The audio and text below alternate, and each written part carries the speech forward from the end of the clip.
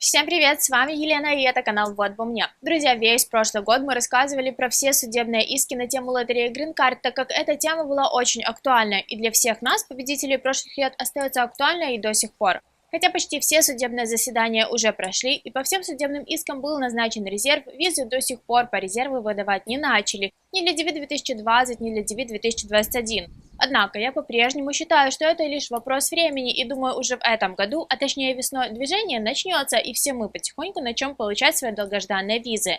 Но о новостях на тему DV 2020 и DV 2021 мы поговорим немного позже, а сегодня я хочу поделиться новостями для победителей текущей лотереи DV 2022.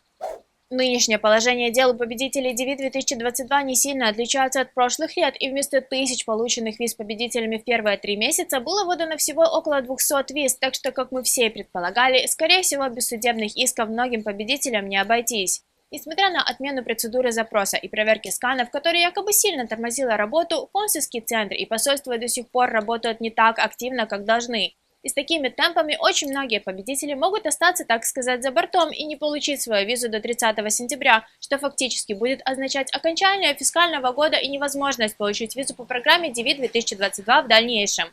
Если только вы не участвовали в иске, по которому суд зарезервировал определенное количество виз для выдачи и после окончания фискального года, но это не точно.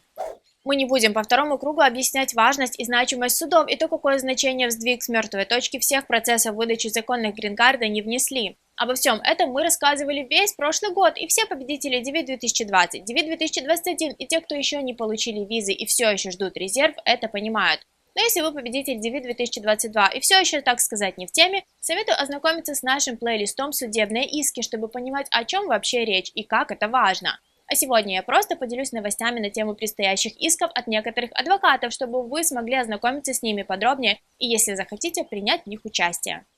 Итак, у адвокатов Кертиса Моррисона и Рафаэля Урена на сайте некоторое время назад появился лист ожидания, заполнив контактную информацию, в котором вы сможете получить уведомление, как только адвокаты сформируют судебный иск, тем самым не пропустив возможные даты для вступления.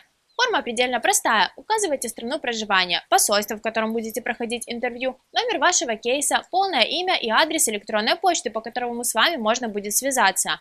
Заполнив, нажимаете на синюю кнопку Submit и все. Вы ничего не платите за заполнение формы в листе ожидания, и принимать решение, участвовать в иске или нет, вы будете потом, когда он появится. Ссылку на сам лист ожидания я, конечно же, оставлю в описании под видео.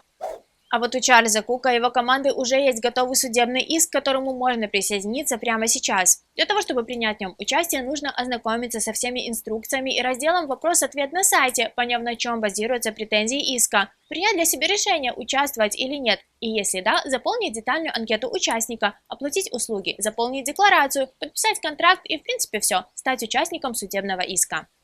Хочу сообщить, что стоимость участия в судебных процессах не маленькая и варьируется от 1500 до 2000 долларов, как, впрочем, и в прошлом году. Поэтому принимать решение, участвовать или нет, только вам. Мы не можем подсказать, как будет правильно, мы можем только рассказать о возможностях и о том, что в прошлом году и сами присоединились к одному из исков. И хотя общий результат благодаря действиям адвокатов просто великолепный, ведь без них визы вы получили еще в десятки или сотни раз меньше человек, лично мы все еще не получили визу и на данный момент положительного результата для себя не наблюдаем, так что решать только вам.